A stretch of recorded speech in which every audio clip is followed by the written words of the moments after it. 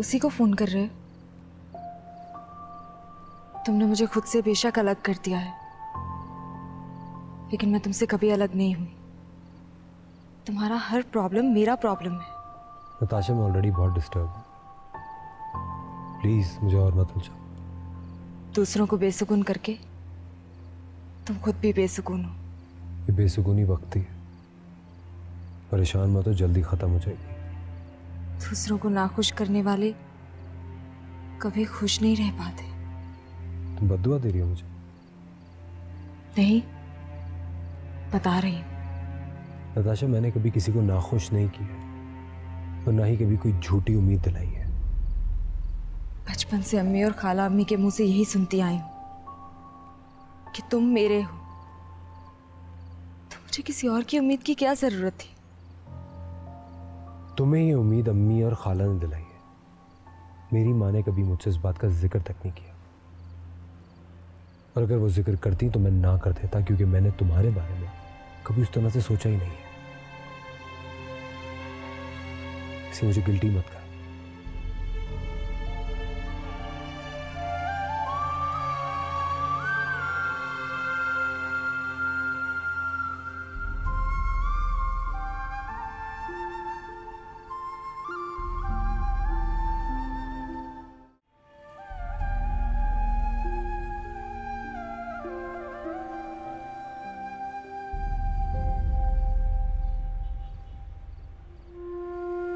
पापा, आप अभी तक नाराज हो मुझसे? नहीं, मैं किसी से नाराज नहीं। क्या आप मुझे रुखसत नहीं करेंगे? पापा, अगर मम्मा होती तो मुझे दुआएं दिए बगैर ही रुखसत कर देती। अगर तुम्हारी मामा जिंदा होती ना, तो तुम्हें ये बेवकूफाना कदम कभी ना उठाने देती। मेरी तकदीर में ही लिखा था पापा। हमाकत को तकदीर का नाम मत दो।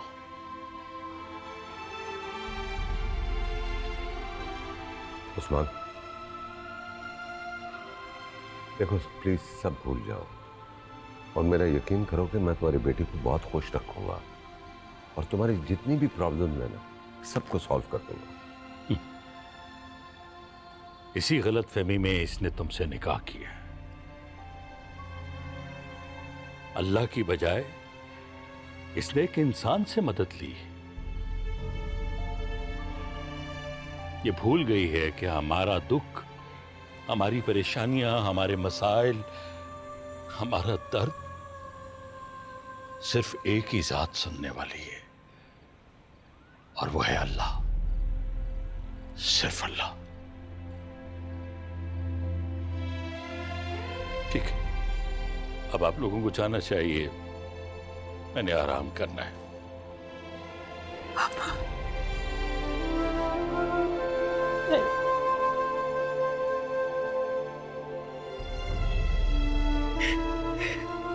थापा, अब तुम्हें गुर्बत की जिंदगी नहीं गुजारनी पड़ेगी। अपनी मर्जी का फैसला किया है तुमने, अपनी मर्जी की जिंदगी चुनी। खुश रहो बेटा।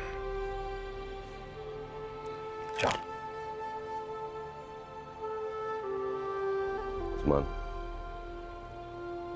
देखो हमारा निकाह हो चुका है, अब तुम भी दिल से इस रिश्ते को कबूल कर लो, वरना ये भी वहां बेचैन रहेगी और तुम भी खुश नहीं रहोगे। मेरे मानने या न मानने से क्या फर्क पड़ता है? जब मेरे अल्लाह ने जोड़ी लिख दी तो मैं कौन होता हूं ना मानने वाला? कबूल।